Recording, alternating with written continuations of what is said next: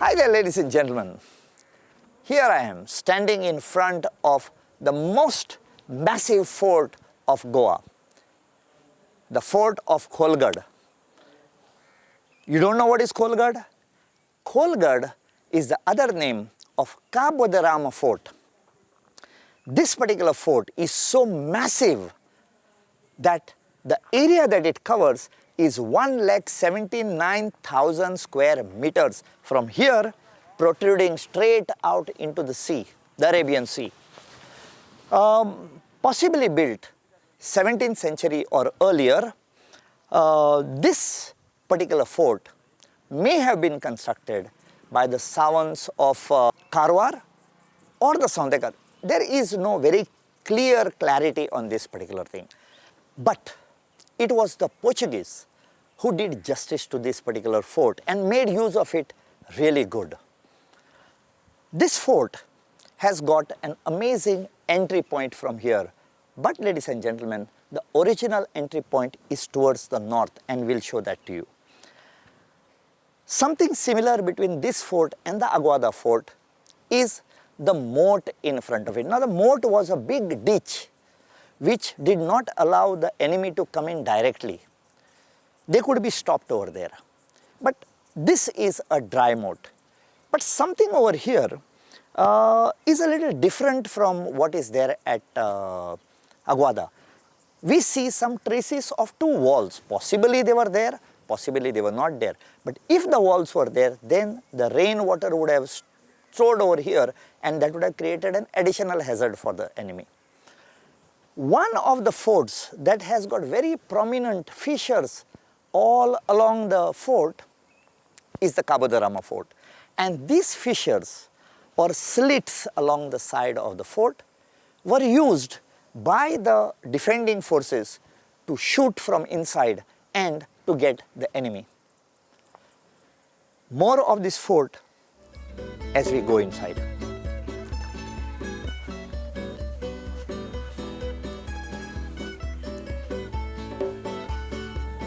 When you enter this fort, you see two cannons, cast iron cannons that have been placed over here.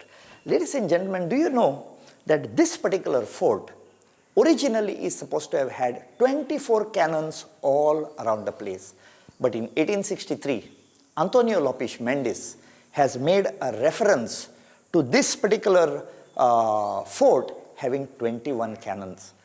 But as time went by and things started collapsing over here, the cannons collapsed into the sea, and 4 of them landed inside. In the year 1981, the Directorate of Archives and Archaeology managed to retrieve 3 of them, while 1 remained over there. And that one was removed now after the turn of the millennium. And when you come here to this fort, the very cannons that were here from 1700s can now be seen here. So please, when you come to the fort, please do come and see this particular, because this is your heritage. You are a Goan.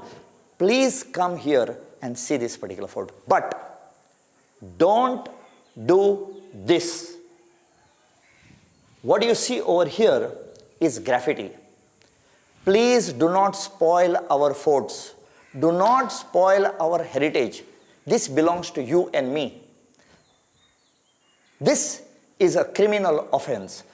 Please do not write anything or destroy anything, because it is our duty to take it from my generation to the next generation. I expect this from you.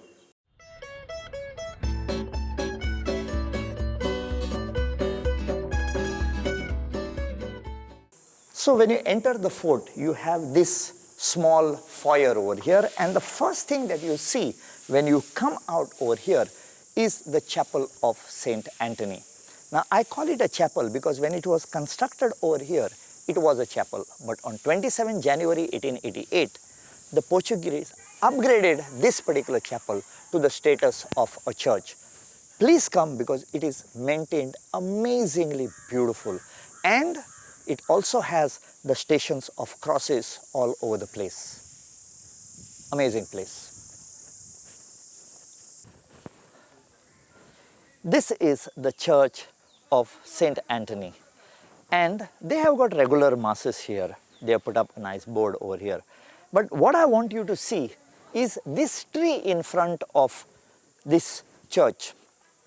Ladies and gentlemen, every church in Goa which was built by the Portuguese, when the foundation was put, they planted this tree in front of it. This is called as Terculia fetida, or the Nagin tree, or the Java olive tree.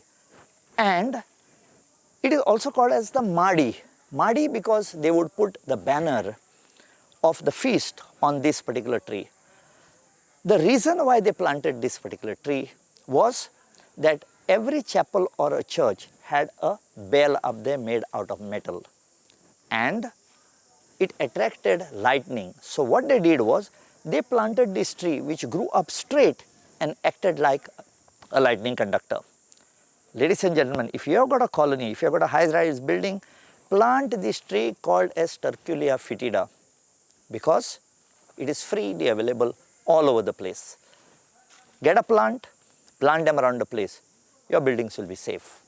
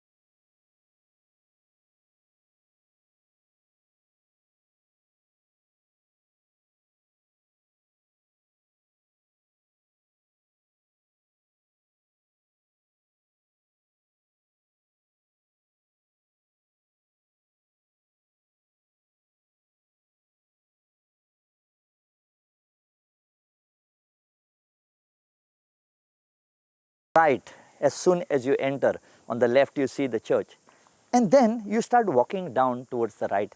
The first thing that you should go is on this staircase over here. Amazing staircase. Look at the size of these stones.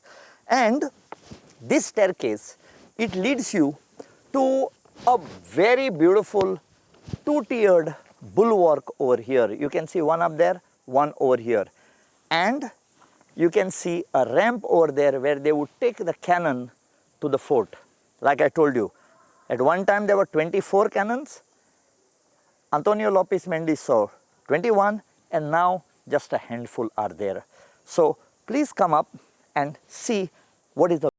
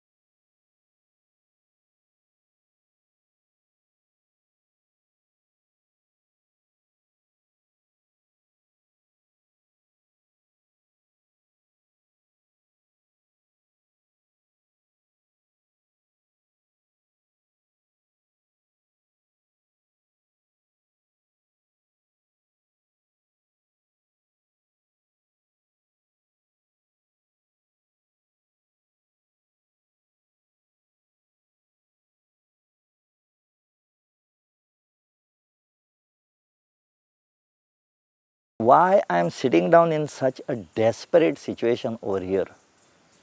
Yes, the temperature here outside should be around 35. It's quite humid over here.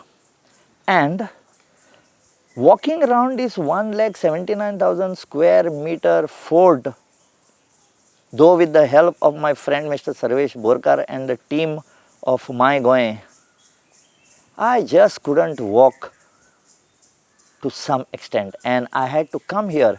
I discovered this beautiful banyan tree which has got an amazing canopy, and I had to rest. And when you come down here, do you all know what was the mistake that I did?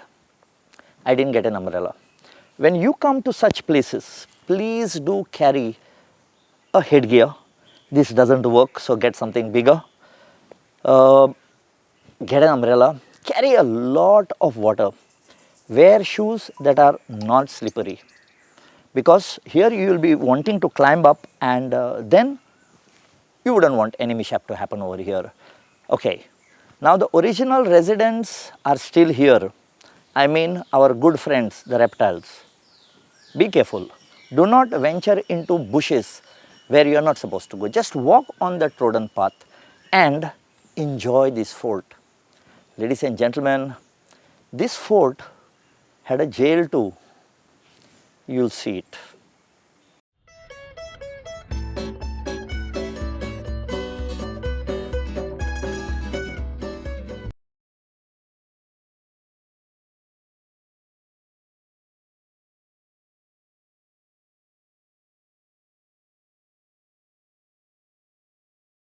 Come to the Cabo De Rama fort.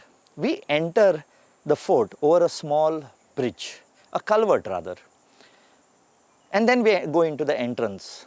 But the original entrance of this particular fort is where I am standing right now. It is facing the north, and this is called as the Gomukh entrance. Now here I have my friend Mr. Sarvesh Borkar, who has been helping me a lot in these programs, and for some of the aspects of this particular fort that are there, I am going to let Sarvesh tell you firsthand what this fort is all about. But when I say that it is a Gomukh entrance, please correct me, Sarvesh, it was not a straight entrance. It had a curve to stop the enemies from coming straight up. This particular door that you see here must have had a very strong door which was closed by pulling out an adamo, or a long rectangular beam of wood which pressed against the door so that it would not open. We can still see the holes over here. For more things, let's follow Sarvesh and see what he has to tell us. Come, Sarvesh.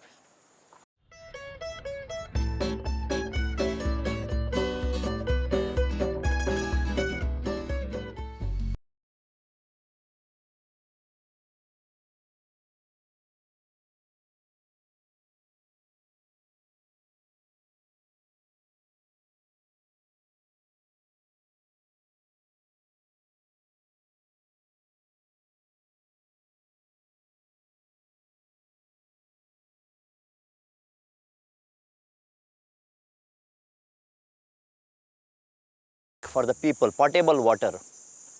And in this fort also, you can see a lake. Though it is in a bad shape now, the Directorate of Archives and Archaeology is now planning to put this fort into place. And at that time, we will see this lake in its full glory. But what I want you to see is something amazing from this fort. Follow me.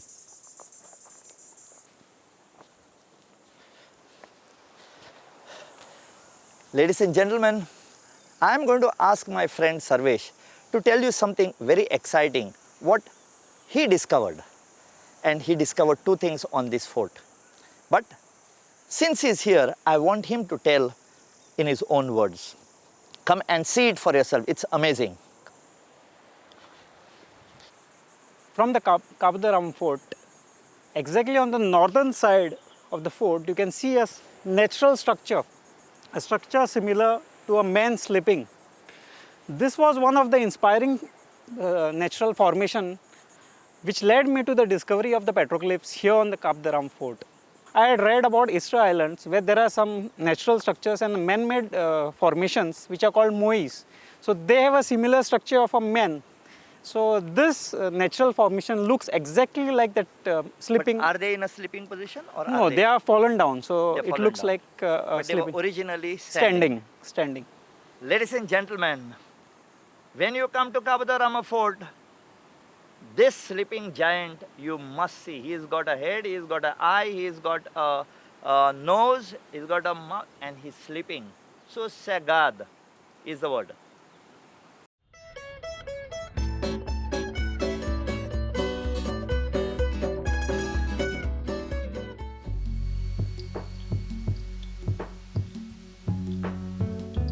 In 2014, the cosmic man or the sleeping natural structure which we just saw over there, that inspired me to do some more research in Cabo De Rama, which led to this area which has a peculiar carvings on the ground. It's a rock art.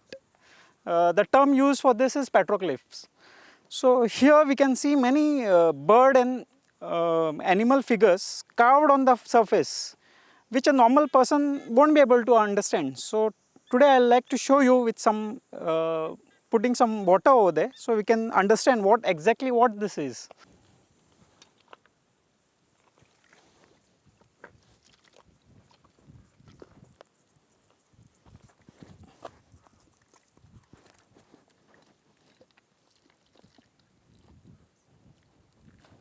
Here you can see a owl,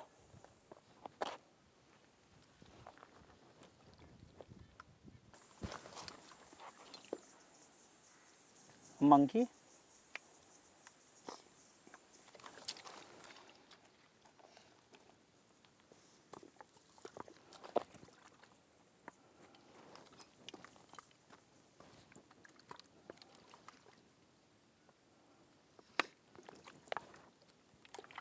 a bull in shape of a bull, a woodpecker,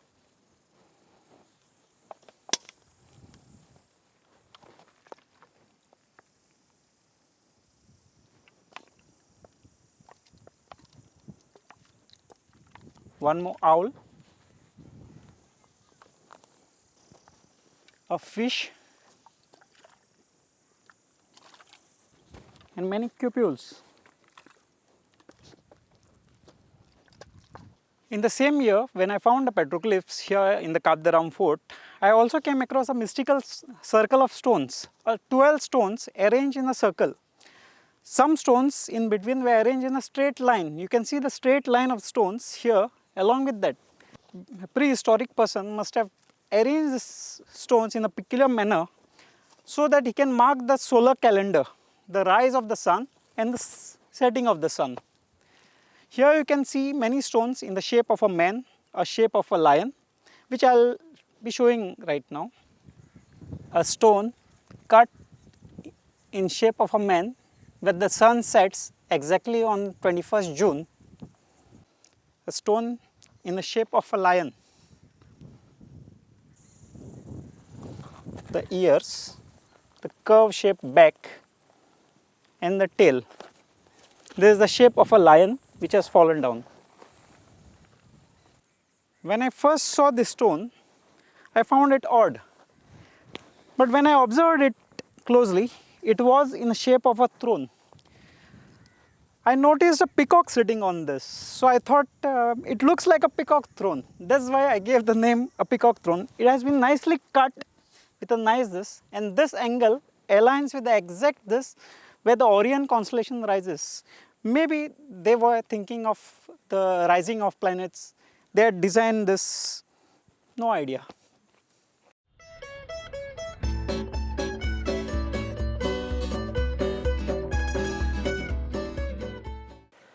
So ladies and gentlemen, finally we have come, we have taken a round circle and we have come to this building over here, and I had to find myself jailed. Why? Is because this was a very, very prominent administrative post for the Portuguese. Though in 1932-34, this fell to disuse. In 1934, this was made into a penitentiary jail for for juveniles to come over here. But in 1953, because of administrative problems, they had to shut this down and shift them to other places.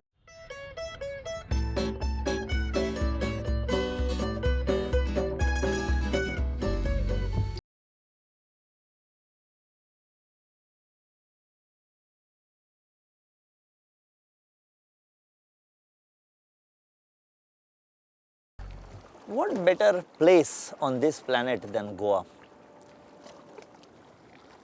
Right now, I have come to one of the most scenic places in Goa, and that is called as Betul.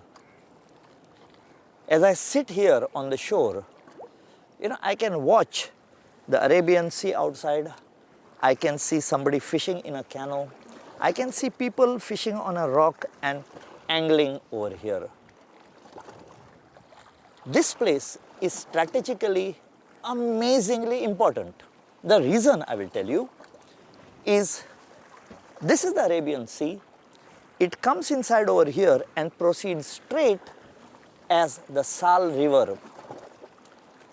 During the earlier time, pre-Portuguese as well as the Portuguese time, and even now for that matter, this river plays a very important part in the trade, the fishing trade and transportation of goods in the southern part of Goa.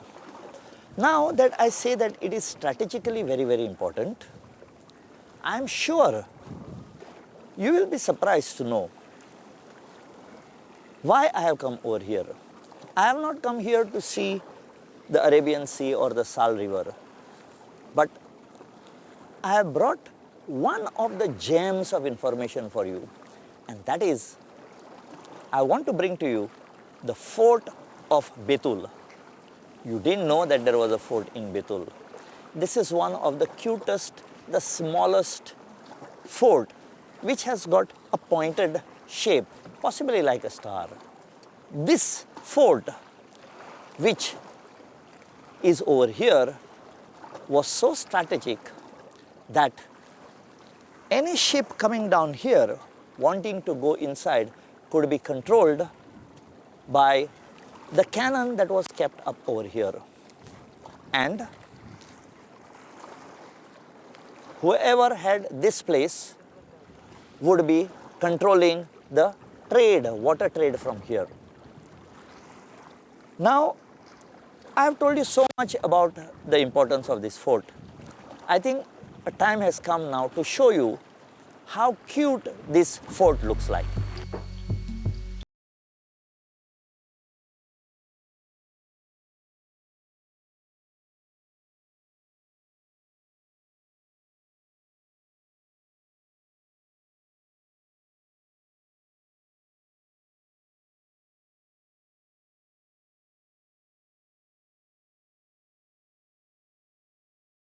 Up to that small little cute fort over there, which is called as the Betul Fort.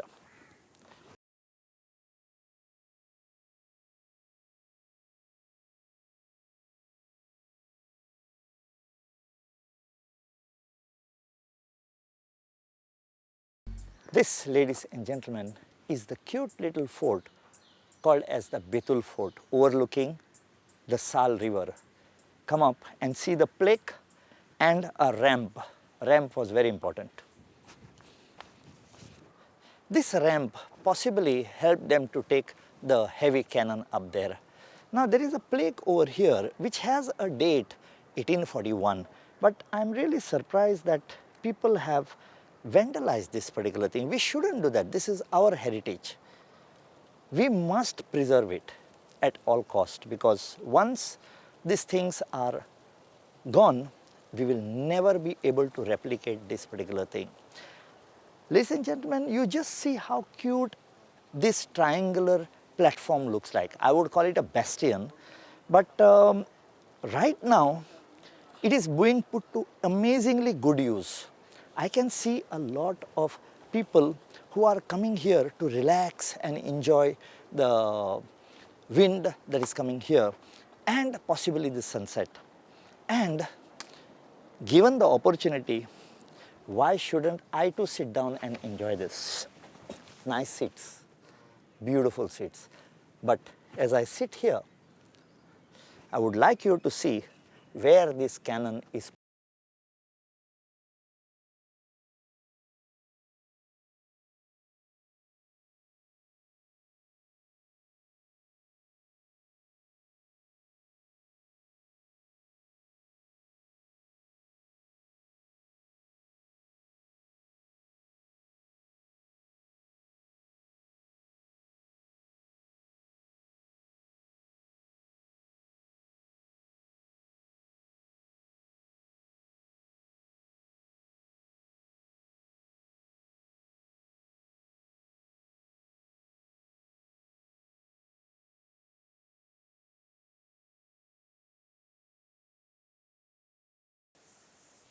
it is my earnest appeal to you. Please come, watch My Goem, find out how to come over here. Write to us on the email that you see over here. And please carry a lot of water, umbrella, because you have seen me how I was totally pooped, tired, sitting under that banyan tree. Right now, thank you for watching. Please help us in protecting, preserving and promoting the heritage of Goa. My Goa and Prudent salutes you for this attempt of yours. Signing off, My Goem.